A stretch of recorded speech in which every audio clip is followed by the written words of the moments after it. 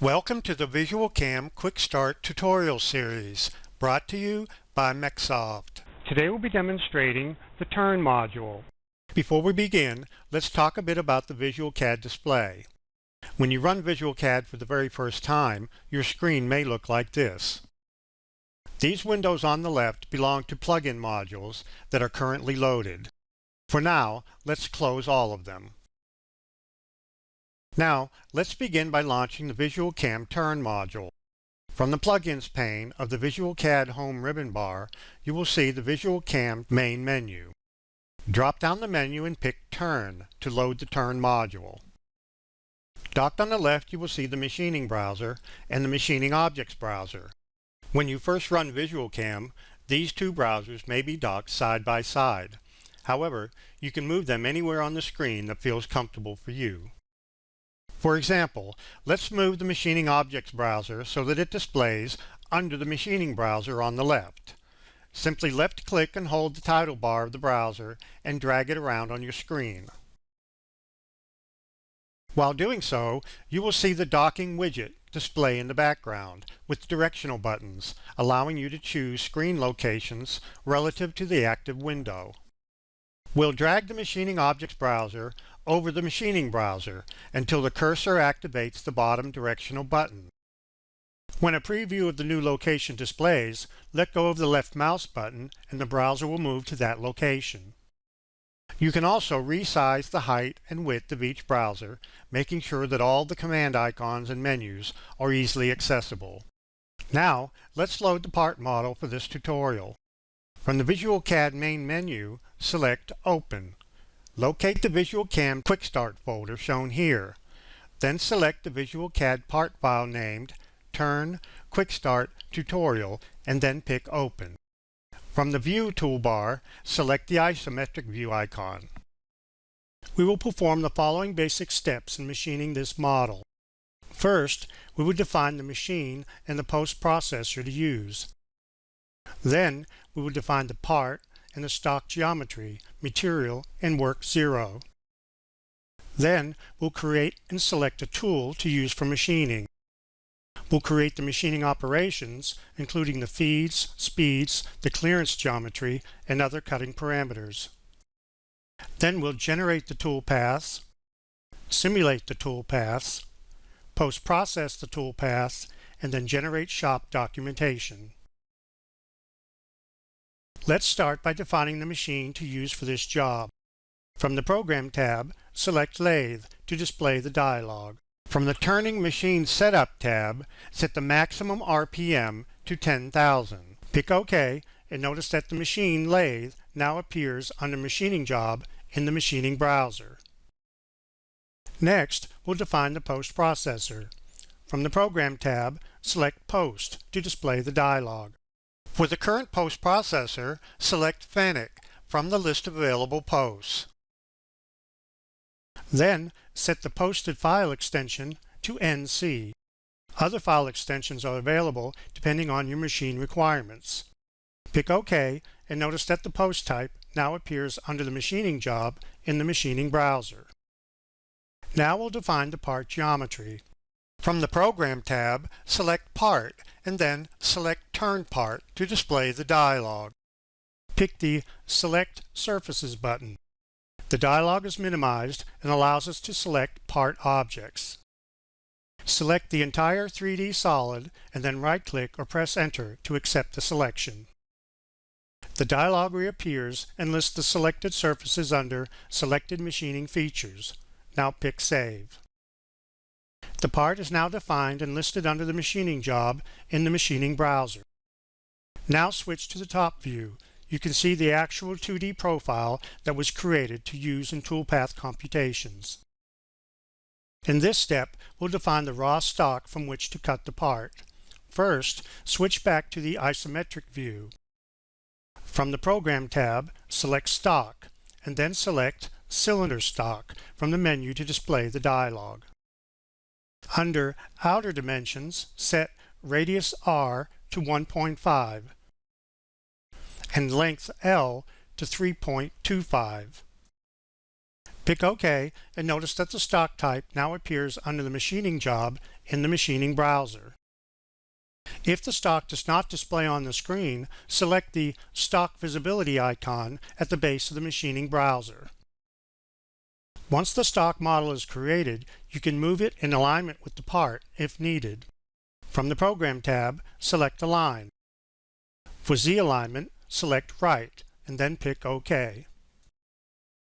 The stock is now aligned to the right side face of the part geometry in the Z-axis of the lathe. Next, we'll set the material for the stock geometry. From the Program tab, select Material to display the dialog. For material, select Aluminum-6061 from the list of available materials and then pick OK. If the material texture does not display on the stock, select the Material Texture Visibility icon located at the base of the machining browser. Now, let's discuss the machining setup. The Setup icon displayed in the job tree defines the Turn Machine Coordinate System, or MCS, and is defined automatically. CNC turning centers, or lathes, use the Cartesian coordinate system for programmed coordinates. They follow the convention that the spindle axis of rotation is designated as the Z-axis. Secondly, the axis perpendicular to this axis, along which the tool travels to cut into the stock, is designated as the X-axis. So the part and spindle rotate about the Z-axis, and moving a tool along the Z-axis provides the direction of feed, and moving it along the X-axis provides the depth of cut. By default, in the Turn module, the lathe Z-axis is aligned with the world X-axis, and the lathe X-axis is aligned with the world Y-axis. The lathe Y-axis points in the same direction as the world Z-axis. The MCS is displayed as a triad with a blue Z-axis, a red X-axis, and a green Y-axis. The World Coordinate System, or WCS, is displayed the same way, but with XYZ coordinates labeled on top of it. While the Setup Coordinate System is defined automatically, we do have to define the Work Zero, also referred to as the Workpiece Origin. This location defines the 0 point from which all toolpath points are interpreted by the controller. Typically, this is set to the rightmost face of the part or stock geometry on the lathe Z-axis. From the Program tab, select Work Zero to display the dialog. Select Set to Stock Box, and then set Zero Face to Rightmost. This locates the machine origin point to the rightmost face of the stock geometry along the lathe Z-axis. Now pick Generate, and notice that the MCS is translated and that the Work Zero now appears under Setup 1 in the machining browser. Now we need a tool to turn our part. From the Tools tab in the Machining Objects browser, select Create Edit Turn Tools to display the dialog. Select the Diamond Insert Tool icon and we'll set the following parameters in the dialog. We'll set Name as Diamond Insert-OD. Inscribe Circle Radius to 0.5. Tip Radius to 0.02. Tip Angle to 55. Relief Angle to 20. Orientation to OD forward. Next, we'll switch to the Feeds and Speeds tab and use the following values. For spindle parameters, we'll set Speed to 300 RPM, Max Speed to 350 RPM. For feed rates, we'll select IPM and then set Plunge to 5, Approach to 7.5, Engage to 7.5, Cut to 10, Retract to 15, Departure to 15, and Transfer to User Rapid. Now we'll pick Save as New Tool. Note that you can edit the tool properties and pick Save Edits to Tool to save the changes. You can also create additional tools by assigning a different name and specifying new tool parameters. Okay, the tool is created and listed under the Tools in Session on the left, and we'll pick OK to close the dialog. Notice that the new tool is also listed under the Tools tab of the Machining Objects browser. Now we're ready to create our turn roughing operation for machining the part. From the Program tab, select Turning and then Roughing from the menu of Operations. This will display the Turn Roughing Operation dialog. From the Tool tab, we'll select the Diamond Insert-OD tool we just created as the active tool. Note that the tool parameters of the currently active tool are always displayed in the status bar at the bottom of the Machining Objects browser, as shown here. Next, we'll pick the Feeds and Speeds tab. Then we'll pick the Load From Tool button. The system will now retrieve the feeds and speeds parameters that were set when the tool was created and associate them with the current operation. Now we'll select the Clearance Geometry tab. Here we'll set the clearance settings to Automatic and Cut Transfer to Clearance Plane. In the Automatic mode, the system will determine a safe height for locating the clearance plane. Setting Cut Transfer to Clearance Plane will force all transform moves to be performed in this computed clearance plane. When this dialog is active, the clearance plane is shown on the graphic screen. Now we'll switch to the Global Parameters tab to specify parameters to control the cutting. Here, we'll set the approach type to outer diameter. We'll set stock to 0.01. This means that we'll be leaving 0.01 thickness on the part after machining. Next, we'll select the Turn Roughing tab and set the following parameters. For cut pattern type, we'll set it to linear cuts. This will create a cut pattern with straight line cuts. Offset cuts, on the other hand, would create cuts that are successive offsets of the turn profile. We'll set cut direction to positive. This will ensure that the cut traverses along the positive z-axis of the lathe coordinate system. We'll uncheck Final Cleanup Pass and we'll set depth per cut to 0.0625. Note that the depth per cut is always set to an absolute value. Now for the Entry-Exit tab. Entry-Exit parameters control how the cutter will engage material as it begins cutting and how it will leave the material as it completes the cutting. Under the Entry tab, we'll set the approach motion length to 0.025. We'll then set the engage motion length to 0.025 also. Next, we'll switch to the Exit tab and set the retract motion length to 0.025. And do the same for the depart motion length. Now we pick Generate. The Turn Roughing toolpath is generated and the operation is listed under Setup 1 in the Machining browser. Now switch to the top view and see that the toolpath is also displayed in the graphic screen. Note that the display of the toolpath in the graphic screen can be turned on and off by selecting the toolpath visibility icon located at the base of the Machining browser. The new toolpath can now be simulated to display the in-process stock model. We'll switch to the Simulate tab at the top of the Machining browser.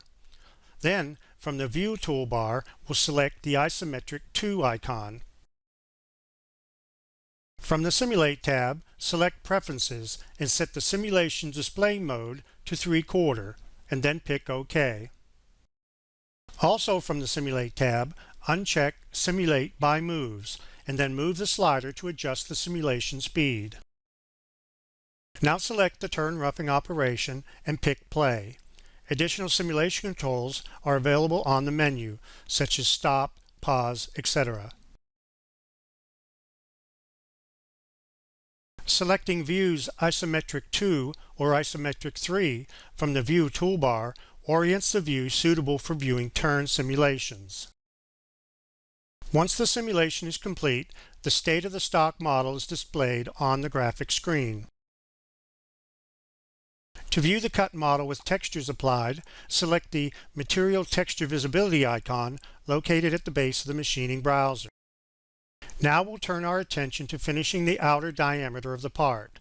we'll use the same tool, but this time use a finishing operation. Switch to the Program tab in the Machining browser. Select Turning and then Finishing from the menu.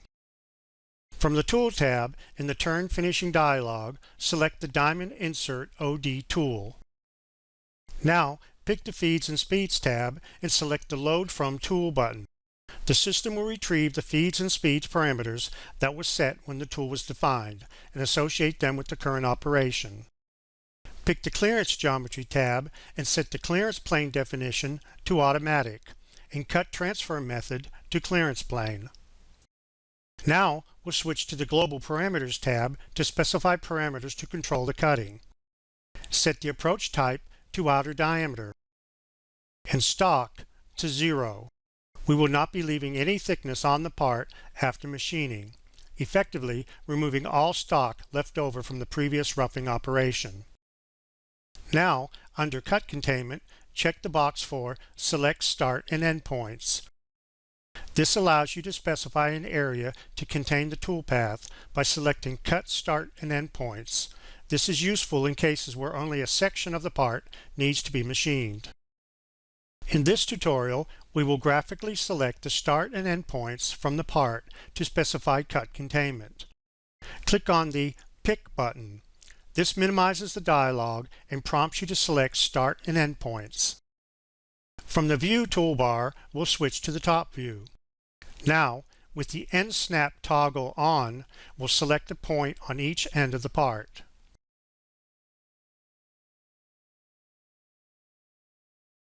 The Turn Finishing dialog reappears and displays start and end point coordinate values for the cut containment. Leaving all other parameters with default settings, we pick Generate. The operation is generated and listed in the operations tree in the Machining browser. Now, to verify the toolpath, we make sure it's selected in the operations tree, select the Simulate tab, select Isometric View 2, and then pick Play. Now with the completed toolpaths, we're ready to post-process to an output text file containing G-codes that can then be sent to the machine tool to actually machine the part. Select Setup 1 from the Machining browser, right-click and select Post. This will post-process all operations created under the setup. Use the Post and Save As dialog to specify an output file name and location for the post-processed G-code file. By default, the part file name and the setup name are appended for the G-code file name. Also by default, the posted G-code file will be saved to the folder where the part file is located. Now pick Post, and the G-code file is displayed in Notepad, where it can be viewed or edited manually. Now close Notepad. At any time, you can create an informational report of your machining operations. Switch to the Program tab in the Machining browser. Select Setup 1, and then right-click and select Information to display and print the report. This dialog provides an estimate of the machining time required for the operations in the setup. You can perform the same right-click sequence on the machining job to determine the estimated machining time for all setups. Pick OK to close the information dialog. You can also create a setup sheet by generating a shop document. This is typically used to instruct machine operators on how to set up and machine the part on the CNC machine. Select Setup 1, right-click and select Shop Documentation. Then select Template 1 and then pick Save. This creates an HTML-based shop documentation that can be viewed in a web browser.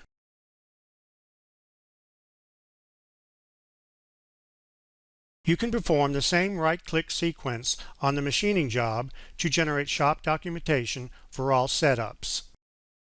This completes the Quick Start tutorial of the VisualCAM Turn module. For further assistance, you can visit the online help supplied with the program or visit www.mecsoft.com for additional tutorials. Thank you.